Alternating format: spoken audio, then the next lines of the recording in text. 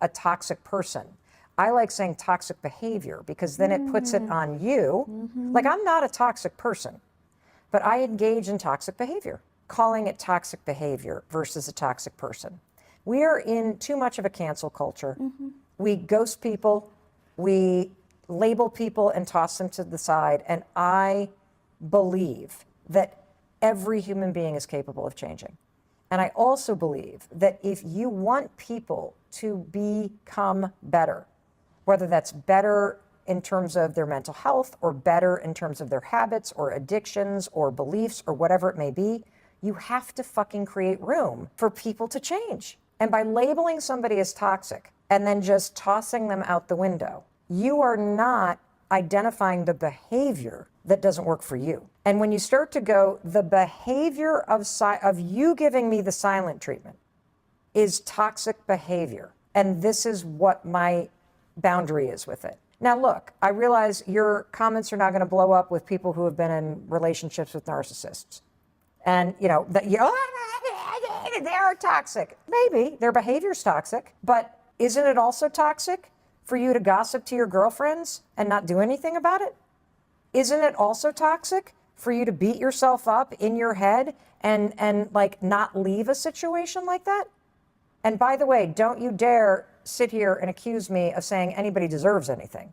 What I'm trying to say, because nobody deserves to be abused, what I'm trying to say is it's real easy to point the finger, but the power is in looking in the mirror and taking responsibility for what you're going to do. And having been I worked at domestic violence hotline as a crisis intervention counselor for 4 years. And so there is the psychological entrapment. There are very real reasons why people stay in abusive relationships. That's not what we're talking about. I'm talking about your garden variety bullshit that happens in a lot of relationships. Being passive aggressive, not asking for what you need, not pointing out what somebody is doing wrong, but gossiping about them instead. Tolerating the same crap over and over and over again and never saying anything, which is like the reverse form of the silent treatment, because nobody is going to get better if you don't tell them what they're doing wrong. Like, one of the things that I also do that's toxic is, for the last 2 years, we have been in the middle of renovating a house in southern Vermont.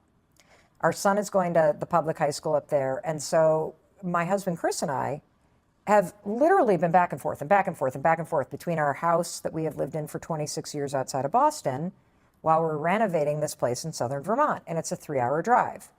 And while we were under renovations, I couldn't be filming videos there or doing virtual speeches there. I had to be in Boston. And so I would go back and forth and back and forth and back and forth and back and forth. And it was exhausting. But here's my toxic behavior. Whenever Chris would go, well, why don't I come down? Oh, no, it's okay. You don't need to make the drive. I'll be up on Friday. And so my other toxic behavior in this relationship is literally not letting him help me. And then being burnt out and pissed off that you never come see me. Right? Yeah, and then building that resentment as well, but it's actually not true. It's a false story that you're telling yourself. Yes, because my toxic behavior is I just got to take care of myself. Like, I'm not used to somebody else taking care of me. So it's just what it was like as a little girl. I take care of everybody's emotions, and it doesn't work.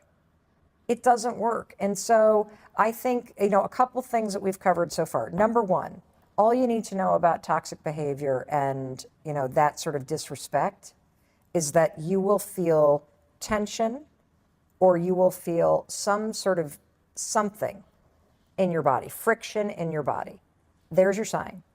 Second thing that you've learned is that a lot of times that alarm that's going off when you're either experiencing disrespect or you're disrespecting yourself, that is a stored memory in your body from being a little kid and feeling separate or invisible. So step number 2 after recognizing it is give yourself a little love, give yourself a hug. And then the third thing is, once you've sort of turned off the alarm, now ask yourself, what is the request you need to make? What is it about the thing that the person said or the thing that they did that is triggering this in you? And the thing about giving another human being feedback is, I think it's really important to make sure you understand how to explain the impact that their behavior is having on you. Because if you just go to somebody and say, can you please just do the frickin' cardboard boxes? Or Chris would get really upset with me and be like, you know, they can't pick up the cardboard boxes unless they're cut up. And so now I'm being made wrong. And then I'm gonna, of course, it's human instinct to defend yourself when you're made wrong. But when Chris comes to me and says, if the boxes sit for more than 24 hours, I know you're not coming back to get them.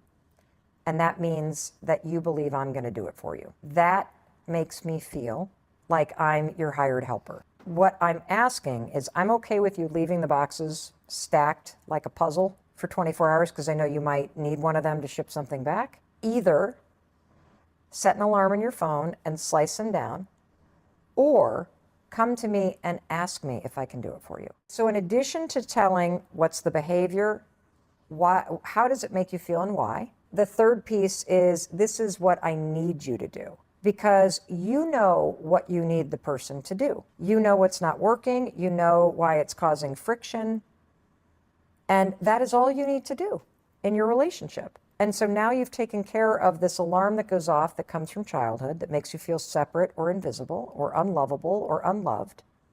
You have soothed yourself, which means you're now giving yourself what you need.